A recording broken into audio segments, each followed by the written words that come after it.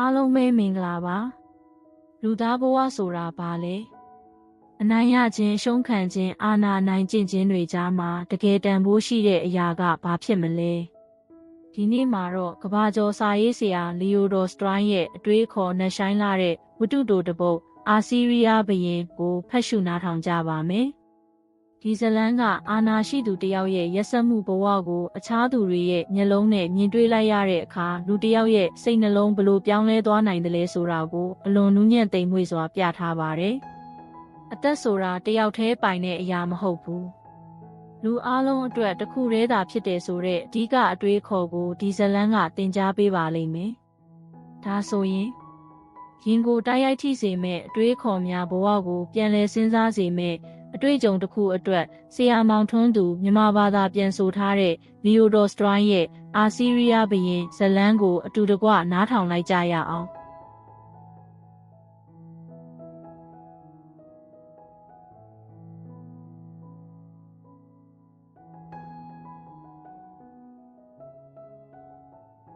အာစီးရီးယားဘုရင်အာစီးရီးယန်ဘုရင်အီဆာဟာဒွန်သည်ဘုရင်လိုင်လီ၏တိုင်းပြည်ကိုတိုက်ခိုက်၍အနိုင်ရရှိသည့်အခါမြို့ရွာများကိုမိရှို့ဖျက်ဆီးသည်ပြည်သူပြည်သားအလုံးကိုတုံ့ပန်းများအဖြစ်ဖမ်းဆီးပြီးသူ့နိုင်ငံသို့ဆောင်ယူသည်စစ်သူရဲကောင်းများကိုတပ်ဖြတ်သည်လူမျိုးစုအကြီးအကဲဖြစ်သောစော်ဘွားအချို့ကိုခေါင်းဖြတ်တတ်သည်ဘုရင်လိုင်လီကိုလည်းလှောင်ချိုင်ကြီးတစ်ခုအတွင်းနှက်ထဲ၍အကျဉ်းချထားလေသည်တညတွင်ဘုရင်အီဆာဟာဒွန်သည်အိယာထက်၌လဲလျောင်းကတုံပန်းဖြစ်နေသောဘုရင်လိုင်လီအားဘလို့တက်ဖြတ်ရလျင်ကောင်းမီကိုစဉ်းစားတွေးတောလျက်ရှိ၏ဤအခိုက်တွင်သူ့အိယာဘေးမှချိုးချွတ်ချွတ်အတန်များကြားလိုက်မိသဖြင့်မျက်လုံးများကိုဖွင့်ကြည့်သည်ရှည်လျားသောမုတ်စိတ်မွေးဖြူဖြူတိမ်မွေ့နူးညံ့သောမျက်လုံးအစုံဖြင့်အဖိုးကိုတယောက်ကိုမြင်ရသည်တင်ဘုရင်လိုင်လီကိုတက်ချင်နေတာမဟုတ်လားဟုအဖိုးကမေးသည်ဟုတ်တယ်ဟုဘုရင်ကဖြေသည်ဒါပေမဲ့ဘလို့တက်ရမယ်ဆိုတာဆုံးဖြတ်လို့မရပဲဖြစ်နေတယ်ဒါပေမဲ့တင်ဟာလိုင်လီပဲဟုအဖိုးအိုကပြောသည်အဲ့ဒီစကားကတော့မမှန်ဘူးဟုဘုရင်ကပြန်ပြောသည်လိုင်လီကလိုင်လီကျွန်ုပ်ပဲတင်နဲ့လိုင်လီဟာတယောက်တည်းပဲဟုအဖိုးကထပ်ပြောသည်တင်ကတင့်ကိုတင်လိုင်လီမဟုတ်ဘူးလို့ထင်နေတာဒါကြောင့်လိုင်လီမဟုတ်ဘူးလို့ဆိုနေတာပါတင့်စကားကဘာကိုဆိုလိုတာပါလဲဟုဘုရင်ကပြန်မေးသည်အိယာပေါ်မှာလှဲနေတာကျွန်ုပ်ပဲကျွန်ုပ်ဤဘေးပတ်လဲမှာကျွန်ယောက်ျားကျမိန်းမတွေအများကြီးပဲမနှက်ကြရင်ဒီနေ့လုပ်ခဲ့တဲ့ပွဲလိုပဲမိတ်ဆွေတွေနဲ့စပွဲတောက်ပွဲကြီးလုပ်ဦးမှာလိုင်လီဆိုတဲ့ဘုရင်ကသူ့လောင်ကြိုင်ထဲမှာငှက်တကောင်လိုထိုင်နေတယ်မနှက်ဆိုရင်ဓားနဲ့ထိုးတက်ခံရလို့ရှာထွက်ပြီးတေတော့မယ်သူ့အလောင်းကိုလည်းခွေးတွေစားလို့တပိုင်းတစားစီဖြစ်တော့မှာ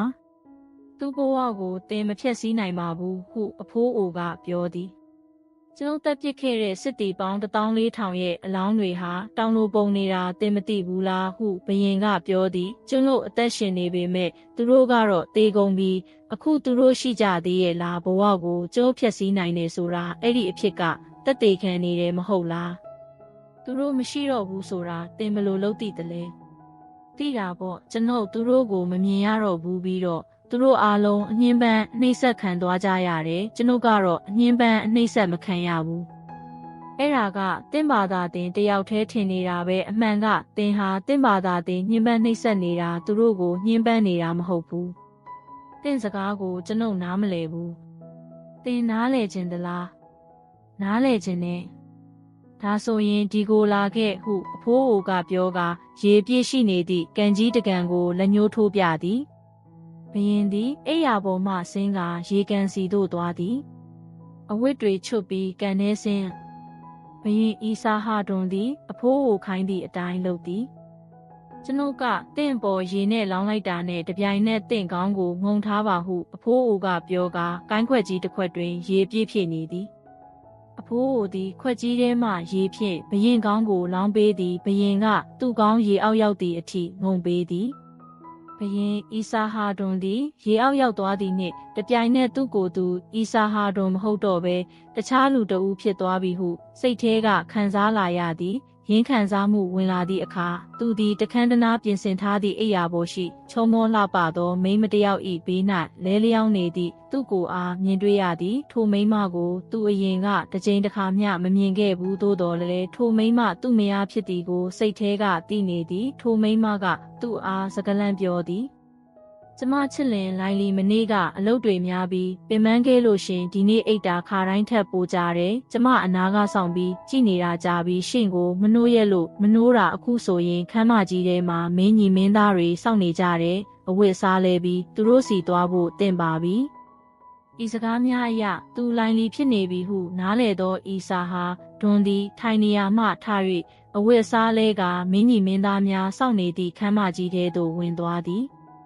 မင်းသားများကသူတို့၏ဘရင်လိုင်လီအားမြေကြီးနှင့်နဖူးထိသည့်အထိဦးကောင်းများညွတ်၍စီးကြိုနှုတ်ဆက်ကြသည်သူကထိုင်ဖို့အမိန်ပေးသည့်အခါသူရှိမောက်၌ထိုင်ကြသည်ထို့နောက်အကြီးဆုံးမင်းသားကဘရင်အီဆာဟာဒွန်၏စော်ကားမှုများကိုဆက်လက်တီးခံ၍မဖြစ်တော့ကြောင်းတို့ဖြစ်၍စစ်ခင်းရန်လိုအပ်လာပြီဖြစ်ကြောင်းတင်လျှောက်သည်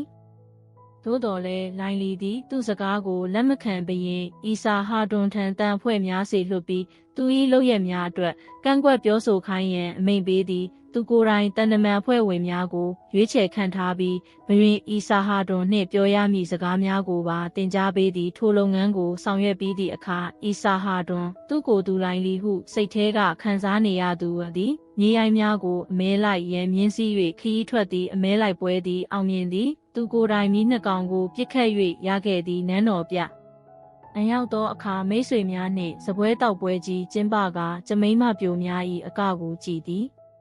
နောက်တစ်နေ့တွင်သူသည်တရားရုံးသို့သွား၍အတနာခံစာတင်သူများအယူခံသူများနှင့်စစ်ဆေးရန်လိုအပ်သည့်အကျဉ်းသားများအားတွေ့သည်ဆုံးဖြတ်ရမည့်ကိစ္စများကိုဆုံးဖြတ်ပေးသည်ထိုအလုပ်ပြီးသောအခါသူဝါသနာအကြီးဆုံးဖြစ်သည့်အမဲလိုက်အလုပ်ကိုလုပ်သည်ဤတစ်ကြိမ်အမဲလိုက်ရာ၌လည်းသူအောင်မြင်မှုရ၏ယခုတစ်ခေါက်တွင်သူ့လက်ချက်ဖြင့်ချင်းသေးအိုမကြီးတစ်ကောင်သေဆုံးပြီးချင်းသေးပေါက်နှစ်ကောင်ဖမ်းမိခဲ့သည်အမဲလိုက်အပြီးတွင်ထုံးစံအတိုင်းမိတ်ဆွေများနှင့်စပွဲတောက်ပွဲကြီးကျင်းပကအတီးအမှုန့်နှင့်အကများကို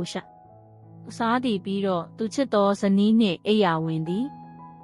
ဤသို့ဖြင့်သူသည်တာဝန်ဝတ္တရားများနှင့်တာယာပျော်ရွှင်မှုများကိုသူ့အချိန်နှင့်သူကျေပွန်စွာထမ်းဆောင်ရင်းသတင်းပတ်ပေါင်းများစွာကုန်လွန်လာခဲ့သည်ဘရင်အီဆာဟာဒွန်ထံလွှတ်ထားသည့်တန်အဖွဲ့ဝင်များပြန်ရောက်အလာကိုလည်းမျှော်လင့်ဆောင်စားလျက်ရှိ၏တလကုန်လွန်ပြီးကာမပင်နှာခေါင်းများနှင့်နရွက်များအဖြတ်ခံထားရသည့်တန်အဖွဲ့ဝင်များပြန်ရောက်လာကြလေ၏ဘရင်အီဆာဟာဒွန်ကတန်တမန်များအားသူလုံးလွတ်လိုက်သည့်လုပ်ရက်များကိုဘရင်လိုင်လီအားပြု၍ဘရင်လိုင်လီကိုယ်တိုင်ယခုလိုအလုပ်ခံရလိမ့်မည်ဟုပြောပြရန်သူတို့ကိုအမိန့်ပေးလိုက်ကြောင်းတန်အဖွဲ့ဝင်များကတင်လျှောက်ကြသည်ဘရင်လိုင်လီနေဖြင့်ရွှေငွေတစ္ဆသောပစ္စည်းများနှင့်ကိုယ်တိုင်လာရောက်ပြီးလက်ဆောင်ဆက်တပါမှသာထိုကဲ့သို့မလုပ်ဘဲလွန်ငင်းခွင့်ပေးမည်ဟုလည်းမှာလိုက်သည်ဟုပြောပြကြသည်ယခင်ကအီဆာဟာဒွန်ယခုလိုင်လီဖြစ်နေသူသည်မင်းသားများအားခေါ်၍ညီကဲ့သို့လှုပ်တင်သည်ကိုတိုင်ပင်သည်မင်းသားများကသူ့ဘက်မှလာမတိုက်မီမိမိတို့ဘက်မှတွားရောက်တိုက်ခိုက်တင်သည်ဟုတင်ပြကြသည်ဘရင်ကလည်းသဘောတူသည်သူသည်စစ်တပ်ကိုရှေ့ဆုံးမှနေရာယူ၍ဦးဆောင်ကခြိတက်သည်စစ်ပွဲသည်9 ရက်မျှကြာခဲ့ပြီးဘရင်သည်သူစစ်တပ်၏ရှေ့နောက်ဝဲရာသို့လှည့်သွားကစစ်သားများကိုတတိသွေးမွေး၍တိုက်ခိုက်ကြရန်အားပေးခြင်းပြုသည်ရှေ့ရက်မြောက်နေ့တွင်လိုင်လီ၏စစ်တပ်သည်အီဆာဟာဒွန်၏တပ်များနှင့်အလွန်ကျယ်ဝန်းသောတောင်ကြားတစ်ခုအတွင်း၌ထိတ်တိုက်ဆုံမိသည်လိုင်လီ၏တပ်များသည်ရဲဝံ့စွန်စားကတိုက်ခိုက်ကြပါ၏သို့တော်လည်းတောင်တန်းများပေါ်မှနေ၍တောင်ကြားစီသို့ပြေးဆင်းလာနေကြသောအီဆာဟာဒွန်၏တပ်များသည်များပြားလွန်းသည်ဖြစ်ရာအင်အားချင်းမမျှတော့သည့်အဖြစ်ကိုမြင်တွေ့နေရလေ၏စစ်မြင်းရထားပေါ်မှသူကိုယ်တိုင်မှလည်းစစ်ပွဲ၏အလဲသို့ရောက်နေပြီးနောက်ဆုံးတွင်ရန်သူများ၏ဝိုင်းဝန်းတိုက်ခိုက်ခြင်းကိုခံရသည့်စစ်အင်အားချင်းသည်လုံးဝမမျှလိုင်လီဘက်မှရာကနန်းသာရှိသောစစ်သည်များသည်အီဆာဟာဒွန်ဘက်မှထောင်ချီရှိနေသောစစ်သည်များနှင့်ရင်ဆိုင်နေကြရခြင်းဖြစ်၏နောက်ဆုံးတွင်ဘရင်လိုင်လီကိုယ်တိုင်ဒဏ်ရာရကရန်သူတို့၏လက်တွင်းသို့တုံ့ပန်းအဖြစ်အဖမ်းခံခဲ့ရသည်လိုင်လီသည်အခြားတုံ့ပန်းများနှင့်အတူ9 ရက်တိတိခြေချင်းခရီးနှင်ခဲ့ရ၏10 ရက်မြောက်နေ့တွင်နိုင်ဘားသို့ဆိုက်ရောက်ခဲ့ပြီးသူ့အားလှောင်ချိုင်ကြီးတစ်ခုအတွင်းသို့ထည့်ထားခြင်းခံရသည် လိုင်းလီအနေဖြင့်စာလောင်မို့တိတ်ချင်းတံကိုလည်းမခံစားရရှိထားသောဒဏ်ရာမှနာကျင်ခြင်းဝေဒနာကိုလည်းမခံစားရသူခံစားနေရသည်မှာရှက်ချင်းဖြစ်သည်ရန်သူအပေါ်လက်တော့မပြန်နိုင်သည့်အတွက်ကြိတ်မနိုင်ခဲမရဖြစ်နေသည့်ခံစားမှုကလည်းပြင်းထန်လွန်းလှချေသည်သူ့အနေဖြင့်လုံနိုင်သည့်အရာဆို၍တခုတည်းသာရှိ၏ရန်သူများကသူခံစားမှုများကိုကြည့်၍အရသာမခံနိုင်အောင်သူ့ကိုယ်သူထိန်းချုပ်ထားနိုင်ခြင်းပင်ဖြစ်သည်သူသည်ခံစားနေရသမျှအတွက်တစ်ချက်ကလေးမျှမညီညူပဲအရေပြုံးမပြတ်ကြိတ်ခံနေခြင်းဖြစ်သည်ဤသို့ဖြင့်သူသည်လှောင်ချိုင်တွင်၌ရက်ပေါင်း20မျှနေကအသက်ခံရမည့်နေ့ကိုမျှော်တလင်းလင်းဖြစ်နေရ၏သူဆွေမျိုးများနှင့်မိတ်ဆွေများအားထုတ်သွားပြီးတက်နေကြသည်ကိုသူလောင်ချိုင်တွင်မှနေ၍မြင်တွေ့နေရ၏အသက်ခံရသူများ၏အော်တန်ဟစ်တန်နှင့်ညီအညူတန်များကိုလည်းသူကြားနေရ၏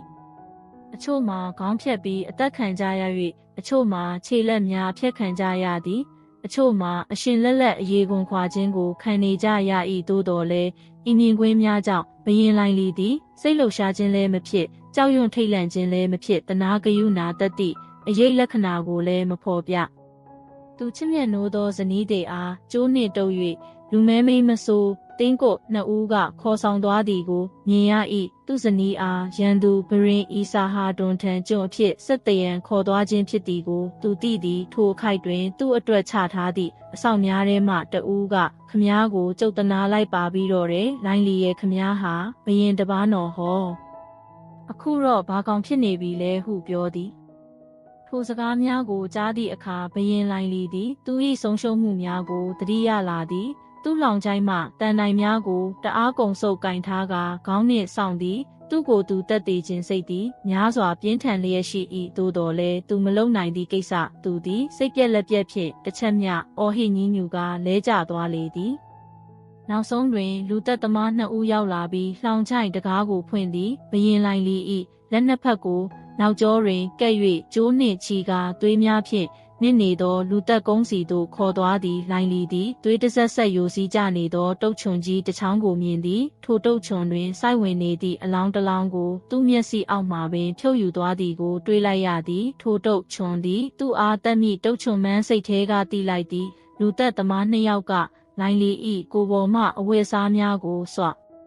တချို့ပြစ်ကြသည်တစ်ချိန်ကအလွန်လှပတောင့်တင်းခဲ့သောသူ့ခန္ဓာကိုယ်သည်ပိန်ချုံလျက်ရှိလေသည်လူသက်သမား2ယောက်သည်သူ့အားဝိုင်းမလိုက်ကြသည်တုတ်ချွန်ကြီးပေါ်သို့ပြစ်ချရန်အသင့်ဖြစ်နေပြီ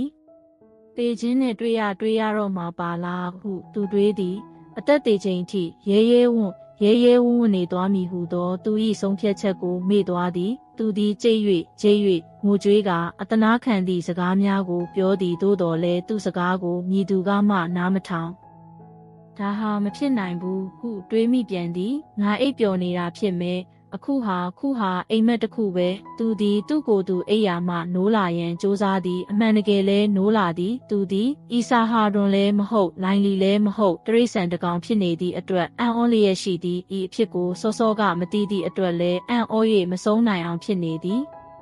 သူသည်တောင်ကြားတစ်ခုအတွင်း၌မြက်များကိုသွားနှင့်ကိုက်ဖြတ်၍ဝါနေသည်သူ၏ရှည်လျားသောအမည်သည်ရင်များကိုခါရမ်းကာ6လက်လျက်ရှိ၏သူ့ဘေးနားတွင်မြေပေါက်စတက်ကောင်သည်ခုံပေါက်ပြေးလွှားလျက်ရှိသည်မြေပေါက်စသည်အီစာဟာတွန်ထံသို့ကစုံပေါက်၍ပြေးသွားသည်သူ့နှုတ်သည်ဖြင့်အီစာဟာတွန်၏ဝမ်းပိုက်အောက်သို့ထိုးကာနိုသည်ကိုလိုက်ရှာသည်တွေ့သည့်အခါနိုကိုဆိုသည်ထိုအခါကြမှအီစာဟာတွန်သည်သူ့ကိုယ်သူမြေပေါက်စ၏အမေမြီးမကြီးဖြစ်နေသည်ကိုသိလာရ၏ထိုဖြစ်ရအတွက်အံ့ဩခြင်းလည်းမဖြစ်ဝမ်းနီ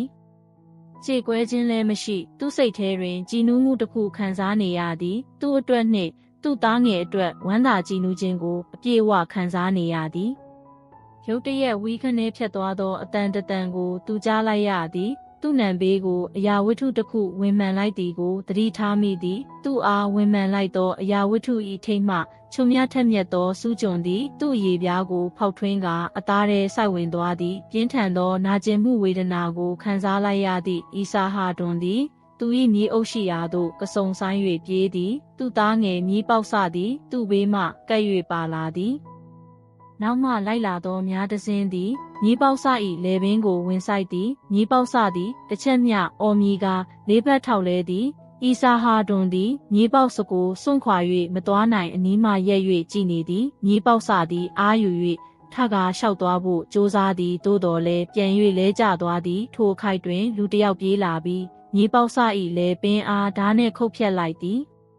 ဒါဟာမဖြစ်နိုင်ဘူးအိမ်မက်တစ်ခုပဲဖြစ်မှာပါဟုဤစာဟာတွန်တွေးသည်အိပ်ပျော်နေရမှနိုးလာအောင်ထပ်မံ၍ကြိုးစားပြန်သည်ငါဟာလိုင်းလီမဟုတ်ဘူးမြေးလည်းမဟုတ်ဘူးငါဟာဤစာဟာတွန်ပဲသူသည်တခွန်းမြအတန်ကုန်ဟစ်၍အော်လိုက်သည်ရေထဲ၌နစ်နေသည်သူ၏ဦးခေါင်းကိုလည်းပြန်မောလိုက်သည်သူ့ဘေး၌ရက်နေသောအဖိုးဟိုသည်လက်ထဲမှကိုင်းခွက်ကြီးဖြင့်သူ့ခေါင်းပေါ်သို့ရေကြံများကိုလောင်းချနေစေကျွန်ုပ်ကြောက်စရာကောင်းလောက်အောင်ကိုခံစားခဲ့ရပါတယ်ခံစားနေရတာကလည်းအချိန်ကြာကြီးပဲဟုဤစာဟာတွန်ကပြောသည်အချိန်ကြာတယ်လို့တင်ထင်သလားဟုအဖိုးအိုကပြန်ပြောသည်အမှန်တော့မကြာလိုက်ပါဘူးတင့်ကောင်းဟာရေအောက်ရောက်သွားပြီးချက်ချင်းပြန်မောလာတာပါဒီမှာကြည့်ပါဦးဟောဒီကိုင်းခွက်ကြီးထဲမှာရေမကုန်သေးပါဘူးအခုဆိုရင်တင်နားလေပြီမဟုတ်လားဤစာဟာတွန်သည်ဘာတခွန်းမှပြန်မပြောဘဲအဖိုးအို၏မျက်နှာကိုထိတ်လန့်ကြောက်ရွံ့စွာဖြင့်ကြည့်နေသည်အခုဆိုတင်နားလေလောက်ပါပြီဟုအဖိုးအိုကဆက်ပြောသည်လိုင်းလီဟာတင်မဲတင်သက်ပစ်ခဲ့တဲ့စစ်တီတွေဟာလည်းတင်ပါပဲတင်ခဲလိုက်ပြီးတက်ဖြတ်ပစ်ခဲ့တဲ့တရိษံတွေဟာလည်းတင်ပါပဲတင်ကအသက်ဆိုတာတင်တယောက်တည်းမှသာရှိတယ်လို့ထင်နေတာကိုတင်ရဲ့အထင်မြင်မှားမှုကိုတင်မြင်လာအောင်အပေါ်ကအုပ်ထားတဲ့နှဖုံးကိုခွာချပြခဲ့ပြီးပါပြီတခြားလူတွေအပေါ်ဒုစရိုက်မှုပြုခြင်းဟာမိမိကိုမိမိဒုစရိုက်မှုပြုခြင်းပဲဆိုတာကိုလည်းတင်မြင်တွေ့အောင်ပြခဲ့ပြီးပါပြီအသက်ဟာလူအလုံးမှာရှိနေတဲ့တခုတည်းသောအရာဖြင့်စပါတဲ့တင်းရဲ့အသက်ဟာတူညီတဲ့အများပိုင်အသက်ရဲ့အစိတ်ပိုင်းတစ်ခုမျှသာဖြစ်ပါတယ်။အဲ့ဒီတင်းရဲ့အသက်အစိတ်ပိုင်းထဲမှာပဲတင်းအသက်ကိုကောင်းအောင်ဆိုးအောင်လုပ်နိုင်ပါတယ်။တင်းအသက်ကိုရှင်သန်တိုးပွားအောင်လုပ်နိုင်တာကတော့တင်းအသက်ကိုတခြားလူတွေရဲ့အသက်နဲ့ပိုင်းခြားထားတဲ့အတားအဆီးတွေကိုဖျက်ဆီးပစ်ဖို့ပါပဲ။တခြားလူတွေရဲ့အသက်ကိုတင်းအသက်လိုသဘောထားဖို့နဲ့ချစ်ခင်မြတ်နိုးဖို့ပါပဲအဲ့ဒီလိုလှုပ်ခြင်းအဖြစ်တင်းရဲ့အသက်တစ်စိတ်တစ်ပိုင်းကိုရှင်သန်တိုးပွားအောင်လုပ်ပါတင်းအသက်ကိုတခုတည်းသောအသက်လို့တင်တွေးရင်တင်းအသက်ကိုထိခိုက်ဒဏ်ရာရအောင်လုပ်တာပါပဲတခြားလူတွေရဲ့အသက်တွေကိုထိခိုက်ပြက်ပြားအောင်လုပ်ပြီးမှတင်းအသက်ကောင်းမွန်တိုးတက်အောင်လုပ်ခြင်းဟာလည်းတင်းအသက်ကိုထိခိုက်နစ်နာအောင်လုပ်ခြင်းပါပဲအဲ့ဒီလိုလုပ်ခြင်းဟာတင်းအသက်ကိုတိုးအောင်လုပ်ခြင်းပါပဲတခြားလူတွေမှာရှိနေတဲ့အသက်ကိုဖျက်ဆီးဖို့ကိစ္စဟာတင်လက်လန်းမမီနိုင်တဲ့ကိစ္စပါတင်ခုတ်ထစ်တက်ဖြတ်ပစ်ခဲ့တဲ့လူတွေရဲ့အသက်ဟာတင်မျက်စိတွေရှေ့ကပျောက်ကွယ်သွားကြတာမှန်ပေမဲ့ပျက်စီးမသွားပါဘူးသူတို့အသက်ကိုတိုးအောင်လုပ်ခြင်းအဖြစ်တင်အသက်ကိုရှည်လာစေလိမ့်မယ်လို့တင်ထင်နေတယ်အဲ့ဒီလိုလဲတင်လုံးလို့မရနိုင်ပါအသက်ဟာအချိန်နဲ့ကာလကိုမသိပါဘူးတည်င်းကအသက်နဲ့နှစ်ပေါင်း1000အသက်ဟာတူညီကြပါတယ်ဒီကဘာမြေကြီးတွေကမြင်နိုင်တဲ့တတဝါတွေနဲ့မမြင်နိုင်တဲ့တတဝါတွေရဲ့အသက်နဲ့တင်းအသက်ဟာအတူတူပါပဲအသက်ကိုဖျက်ဆီးပစ်ဖို့ဒါမှမဟုတ်အသက်ကိုပြောင်းလဲပစ်ဖို့ဆိုတာလုံးဝမဖြစ်နိုင်ပါဘူးဘာကြောင့်လဲဆိုတော့ဖြစ်ပေါ်တည်ရှိနေတဲ့အသက်ဟာတစ်ခုတည်းဖြစ်လို့ပါဤစကားများကိုပြောပြီးတွင်အဖိုးဟိုသည်ပျောက်ကွယ်သွားသည်နောက်တစ်နေ့နံနက်တွင်ဘရင်ဤစာဟာတွန်သည်ဘရင်လိုင်လီနှင့်အကျဉ်းသားအားလုံးကိုလွှတ်ပေးရန်နှင့်တပ်ဖြတ်မှုအားလုံးကိုရပ်ဆိုင်းရန်အမိန့်ထုတ်သည်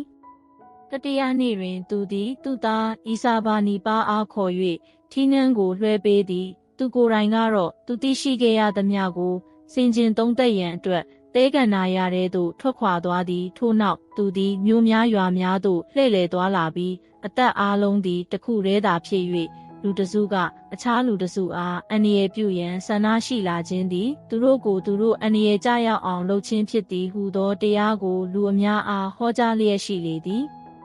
Esarhaddon King of Assyria 1903ကိုပြန်ဆိုသည်ဒီနေ့ဗီဒီယိုကိုနားဆင်ပေးကြတဲ့တောတရှင်များအားလုံးကိုကျေးဇူးအထူးတင်ပါတယ်ကိုစိတ်နှဖျားကျန်းမာချမ်းသာကြပါစေနောက်ထပ်စိတ်ဝင်စားဖွယ်စာပေနှင့်ဗဟုသုတဗီဒီယိုများအတွက် Subscribe လုပ်ထားဖို့မမေ့ပါနဲ့နော်